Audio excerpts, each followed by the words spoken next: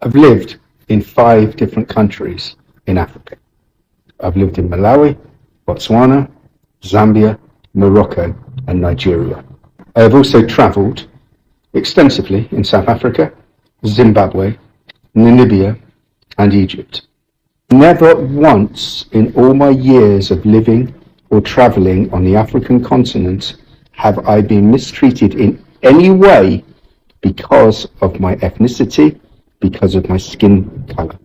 And this is in spite of the fact that I come from a country who are guilty for some of the worst colonial crimes ever inflicted throughout human history. That's right, I was born in Great Britain.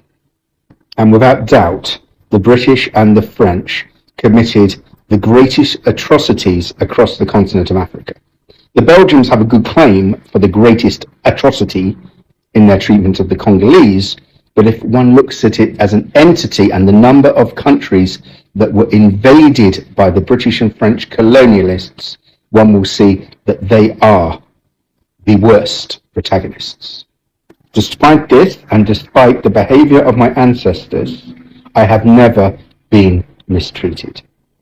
In fact, I have been welcomed warmly in all of the countries I have lived in or visited.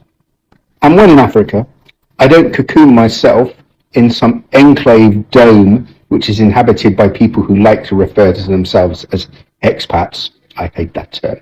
But no, I integrate as much as possible within local society. I will go to a shebeen. I will go to any compound and experience life as it is for people in the country where I am based. So whether that's in the village, whether it's in the township, whether it's in the local bar, I will integrate, I will mix, and I am always made welcome. Now contrast that with the way many Africans are treated when they choose to live in the United Kingdom or France or other parts of Europe. The difference is incredible. The everyday racism experienced by African people on the European continent is a crime against humanity. Now, there are different types of racism. The most obvious is the day-to-day experience that an African will have whilst living in parts of Europe. The name-calling, the staring, the subtle discrimination. And for many Africans, they will just brush it off because it is so common that they just get used to it, sadly. Worse, though, is the institutional and structural racism that Africans have to abide with. The restrictions on their movements, the fact that most passports emulating from the African continent will only allow Africans to travel visa-free to a handful of countries.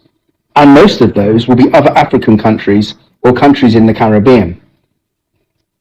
And moreover, the difficulty that Africans have finding work in Europe is unimaginable. People who are qualified as doctors, accountants, lawyers, university lecturers, nurses, teachers do not have their qualifications and experiences recognized by most European countries. I know many people from Africa working in various parts of Europe as security guards or as care assistants when back home they had highly skilled professional jobs. But that experience is rarely recognized when they come to Europe unless they come as part of a transfer with an existing company. But if they come because they've migrated to Europe, their chances of accessing the sort of job which they are eminently capable of is slim. Now, if a black person was making this video, they would be quickly dismissed. They'd be dismissed as having an axe to grind or always trying to find problems. And again, that's part of racism. The fact that I can speak because of my white privilege means that I have a duty to do so, not because I'm married to an African woman or because I have many African friends, but because I like to think I'm a decent human being who appreciates the value in every person on our planet. So guys, help me get this straight. South Africans fought their hearts out because they were adamant that they wanted someone who is South African, whether black, Indian, colored, white, but that person must be South African because we know who we are, we know our culture, we know even our problems, even our differences. But as long as it's someone who's South African, who will go out and represent who we are and what it means to be a South African. And they flat out rejected Chidima. And then she went on to fight her heart out to try and prove that she is South African.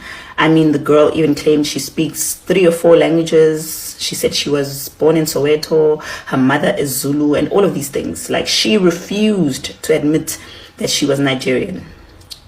And then fast forward, the Department of Home Affairs comes out and says, okay, we found proof and evidence that this girl's mother actually committed fraud for them to be in South Africa, which was the only time she withdrew from the Miss South Africa pageant. After withdrawing, Nigeria invites her to the Miss Universe Nigeria pageant to come and represent Nigeria, which we didn't have a problem with. I mean, we were flat out saying, good for you, girl, because that's where you belong. That's what we've been saying all along. And the pageant organizers obviously went out of their way to make sure that she rightfully represents the country, which is none of our business. And then she goes on to winning Miss Universe. Not winning, sorry. She came second, which means she almost won Miss Universe. And now Nigerians are coming for South Africans and saying that they're spiting us, or her coming second is actually proof that South Africans are xenophobic and we can't stop her greatness, what. Now, here's the part that I don't get. South Africans are the ones that have been saying Chidima is Nigerian. Nigerian Chidima has not once claimed that she is Nigerian until it was time for her to go and claim the Miss Universe Nigeria crown. All along, she had been denying her roots. All along, she had been saying she's not Nigerian. But when the opportunity came for her to maximize the ability for her to go and be at a Miss Universe pageant, she jumped on it. Right? She didn't go to Nigeria and ask Nigerians to represent them. Nigerians approached her to represent them because obviously they knew she's got all this training and whatnot from South Africa. Now, why would we be bragging to South Africans about her coming second? Because we've been saying she's Nigerian all along. And we all know she only got that far because of her growing up in South Africa. So you have been teasing and making fun of Mia and her disability, and you've been uncouth about it, and you've been disrespectful, and we chilled. It's okay.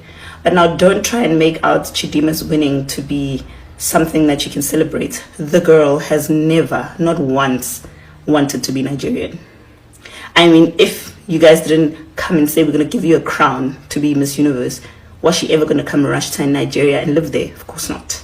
So I don't understand how someone who doesn't identify herself as Nigerian, who doesn't see herself as Nigerian, who doesn't brag about Nigeria, who probably has never even used your currency, becomes something that you can brag to South Africans about. The thing and the difference between South Africans and Nigerians is that South Africans actually love being South African.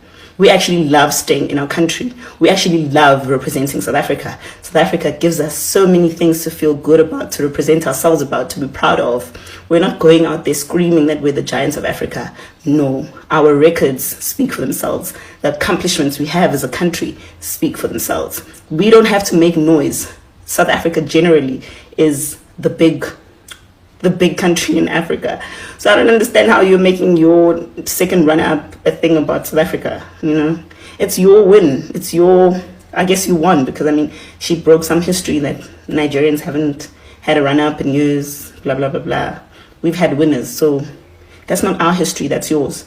So try and celebrate your title without including South Africa, because we're over here actually trying to get rid of as many illegal foreigners as possible because they're ruining our country. So good luck and congratulations for your win, but it's not even about us. Like, we still maintain Chidima is Nigerian, but does Chidima believe she's Nigerian? Well, maybe we'll see after the crown if she'll still be proudly